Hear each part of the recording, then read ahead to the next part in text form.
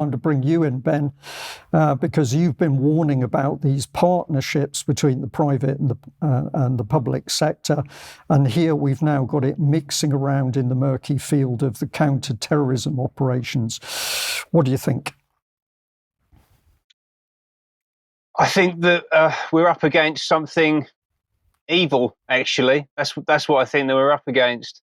And as you say, we've been warning about this for quite some time. I've been warning about public-private partnerships. That's the dictionary definition of fascism as set out by Mussolini. But what we're also looking at is communism as well, and the current blend of fascism and communism, which is ultimately the public-private partnership. That's what it is. It's what it's doing. It's how it behaves. And you've talked about the Stasi, which was the East German secret police. And East Germany was communist. And one of the reasons that I do the work that I do, that I come and sit here on the column on a Monday and talk to you about the things that I talk about, is because of my own personal experience of communist nations. And one that really sticks with me is a visit that I took back in 2002 to Cambodia, which is a beautiful small little country in Southeast Asia, nestled between Thailand, Laos, and Vietnam. It is unbelievably beautiful, has an extraordinary heritage and culture, some incredible temples, and one of the most culturally rich and incredible places on earth. And actually, the people there are some of the most peaceful and welcoming human beings that I've ever come across. Yet in 1975, this peaceful nation was overrun by a regime focused on absolute barbarity. Let's hear from John Pilger. The new rulers of Cambodia call 1975 Year Zero, the dawn of an age in which there would be no families, no sentiment, no expressions of love or grief, no medicines, no hospitals, no schools, no books, no learning, no holidays, no music, no song, no post, no money, only work and death. Cambodia. Where is Cambodia, some of you might ask? Unlike Vietnam, its neighbor, Cambodia has been virtually sealed for 4 years, its suffering invisible. In a world of saturation news, there has been no news of what was really done to more than 7 million people, of whom at least 2 million are missing, believed murdered. That's about a third of the entire population. Proportionately, it's Birmingham, Manchester, and London exterminated. For me, coming here has been like stumbling into something I could never imagine. And what follows is the first complete film report by Westerners from the ashes of a gentle land. And I have to say there are scenes which may upset some of you. So that's a clip from a film called Cambodia, Year Zero, The Silent Death of Cambodia, by John Pilger, released in 1979. I'm going to show a couple more clips of that. I recommend seeking it out. It is an incredibly powerful and moving and highly relevant film, because what we're seeing in this country and elsewhere are the same patterns of behavior, the same patterns of language, of ideology that led to the atrocities that took place in Cambodia in the mid-70s. 2 million dead, a third of the country. You heard what he just said there. The same as Birmingham, Manchester, and London being exterminated. Yeah. How did this happen? Well, at least in part, it was due to these two gentlemen, to Nixon and Kissinger, and Cambodia's proximity to their other war in Vietnam. And in order to intimidate the Viet Cong and try to get them to negotiate a peaceful resolution to the war that the Americans were losing, they decided to brutalize Cambodia, to destabilize the regime there. They dropped 100,000 tons of bombs, the equivalent of 5 Hiroshimas, illegally and secretly.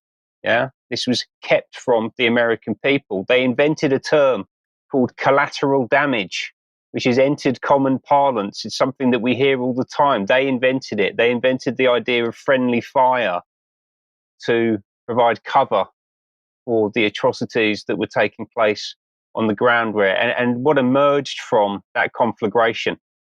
Let's find out. Out of the inferno of bombs came Pol Pot, a former Buddhist monk, and the Khmer Rouge, whose revolution had never enjoyed a popular base until Nixon's madman theory of war.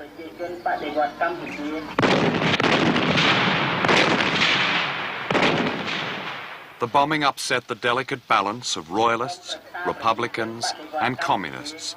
It triggered a war that caused at least 1 million dead and wounded and tore apart the very fabric of Cambodia. So they destroyed the country. They destroyed it economically. They created hyperinflation. They carried out acts of unspeakable cultural vandalism, including turning the National Library into a pigsty and destroying its entire contents. And most brutally, by turning the people against each other, the poor against the rich, and most notably, the young against the old. Let's see here the Khmer Rouge soldiers who were followers of Pol Pot. These are captured Khmer Rouge troops. All of them have taken part in mass murder.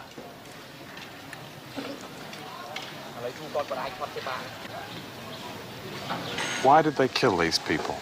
He said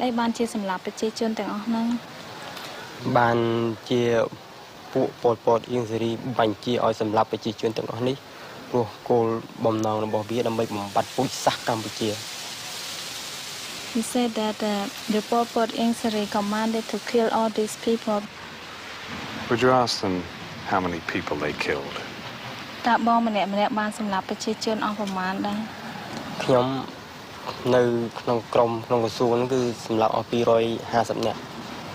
For this group, 250.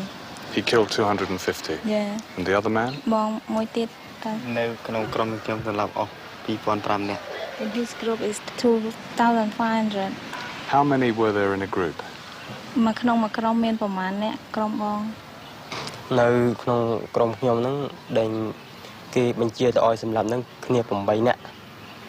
Eight persons in a group. So 8 persons killed 250, Yeah. 8 persons killed 2,500. 50 persons for 50 killed 2,000. So those young men there, most of them teenagers, when this happened, killed between 30 and 300 people each, based on the testimony that we've just heard. Yeah, it led to scenes like this. These are the killing fields in Phnom Penh. It led to scenes like this. This is the S-21 torture chamber, also in Phnom Penh, the capital of Cambodia. I've been there myself. And why did they do it? Well, we've heard about the barbarity committed by the Americans, but also because of things like this, ideas such as social justice, which we hear all of the time in the West, coming out of the media, coming out of the academic system. And it's Marxist. It's fundamentally Marxist. There's a direct link here. Look at this quote from Marx. The tradition of all the dead generations weighs like a nightmare on the brain of the living. That is year zero. That's what he's saying. Where else are we hearing this? Kamala Harris. What can be unburdened by what has been? That is year zero. That's what she's describing. It's what those words amount to. Where else can we see it? A bit closer to home. The radical change agenda to rebuild the foundations of the country. As Mike very, very rightly pointed out last week, you can't rebuild the foundations without pulling down the entire house. Starmer has form. He is a communist. He went to work in a Czechoslovakian work camp under the communist regime in the 1980s. He is a Fabian, a member of the Fabian Society, the society who since 1884 have been pursuing a globalist communist revolution. He is also ruthless. He's very happy to tell us that. Anyone who's been watching his television appearances over the past few weeks won't have failed to notice this. He is cold, he is dismissive of others, and I believe that he has the potential within him to commit acts of atrocity against his own people. I believe that to be true. How are we seeing this manifest in society? Well, it's manifesting culturally.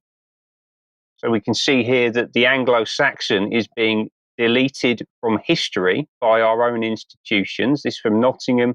We've seen similar behaviour coming out of Cambridge recently and further afield. We can see the death of England being featured at our national theatre. And this is just one example of what's happening in culture, in television, in theatreland, that is counter to the national interest. We can see it on the streets of London when people like Ricky Thompson, a Labour councillor, calls for the throats of political dissidents to be cut. And we can see it with the introduction of new citizens into the country. You can see here, this is from TikTok, ladies of African extraction saying that we will never get our country back. You will never get your country back. They are holding British and Irish passports. And they are telling us unequivocally, I believe, that they don't want us. They're here to replace us. And that's all part of the agenda that the regime is putting forward. And it's the same agenda, essentially, that we saw play out in Cambodia under the Khmer Rouge.